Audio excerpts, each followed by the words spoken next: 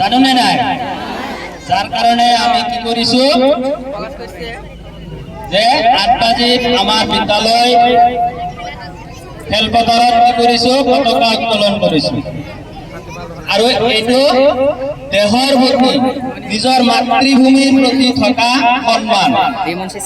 এই সন্মান যদি আমি নকৰো তেতিয়াহ'লে আমাৰ কি হ'ব গুনাহ হ'ব আৰু আমি এই মাতৃভূমিক অসন্মান কৰা হ'ব সেইকাৰণে আমি কি কৰিছো প্ৰথমে আমি আমাৰ মাতৃভূমিক সন্মান জনাই ৭৮তম স্বাধীনতা দিৱস উপলক্ষে আমি আমাৰ বিদ্যালয়ত পতাকাখন উত্তোলন কৰিছো আৰু এই পতাকাখন উত্তোলন কৰোঁতে আমাক সহায় কৰা বহুতো অভিভাৱক অভিভাৱিকা শিক্ষক শিক্ষয়িত্ৰী তথা মৰমৰ ছাত্ৰ ছাত্ৰীসকল আমাক যি সহায় কৰিলে তাৰ কাৰণে মই সকলোকে কোৱালিটি একাডেমী বিদ্যালয়ৰ তৰফৰ পৰা সকলোকে আন্তৰিক ধন্যবাদ জ্ঞাপন কৰিছো যে আজি ৭৮তম স্বাধীনতা দিৱস এই স্বাধীনতা আমি একেদিনাই পোৱা নাছিলো ইয়াৰ কাৰণে আমাৰ বিশেষকৈ মহাত্মা গান্ধীৰ নেতৃত্বত এটা দল গঠন হৈছিল যাৰ নাম আছিল জাতীয় কংগ্ৰেছ এই কংগ্ৰেছ দলৰ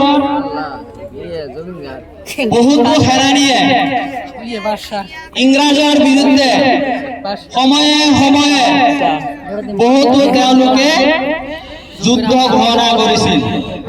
আন্দোলন ঘোষণা কৰিছিল আৰু সেই আন্দোলন কৰিব গৈ আমাৰ বহুতো সেনা সৈনিক বীৰ যি বুলি নকওঁ তেওঁলোকে কেতিয়াবা ঘূৰণীয়া হৈছিল কেতিয়াবা ব্ৰিটিছ চৰকাৰে তেওঁলোকক ধৰি জেলত ভৰাই থৈছিল কিছুমানক দণ্ডিত কৰিছিল কিছুমানক ফাঁচি দিছিল কিছুমানক আন্দোলন কৰিবলৈ যায় শ্বহীদকৰণ কৰিছিল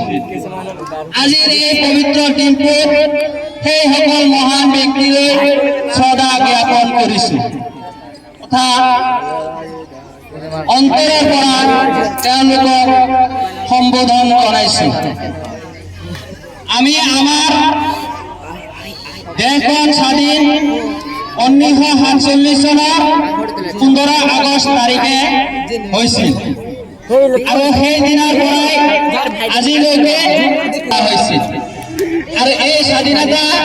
পাবৰ কাৰণে মহাত্মা গান্ধীৰ নেতৃত্বত পণ্ডিত জৱাহৰলাল নেহৰু বল্লভভাই পেটেল মৌলানা আবুল কালাম আজাদ তেওঁলোকৰ লগত আৰু বহুতো সেনানী এই আন্দোলনৰ আগভাগ লৈ তেওঁলোকে কি কৰিছিল আমাৰ দেশখন স্বাধীন কৰিছিল আৰু অৱশেষত 1947 চনৰ 15 আগষ্ট তাৰিখে মাজনিশা ইংৰাজসকলে আমাক দেশখন আমাৰ ভাৰতীয় মূলৰ মানুহৰ হাতত গতাই দি স্বাধীন বুলি ঘোষণা কৰিছিল আৰু সেই দিনৰ পৰাই আমি কি কৰি আছো যে আমি আমার দেহর সম্মান রক্ষার্থে প্রত্যেক বছরে 15 আগস্ট তারিখটো আমি কি করি আছো স্বাধীনতা দিবস উপলক্ষে পালন করি আছো আর কিমান দিনলৈকে আমি থাকিম অর্থাৎ এই পৃথিবীখন থাকিব এই স্বাধীনতা দিবস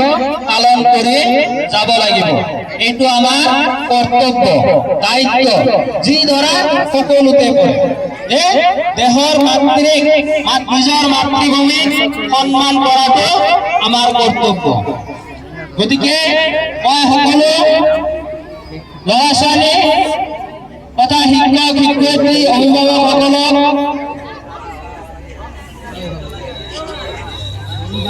ইয়াত যিখিনি আহি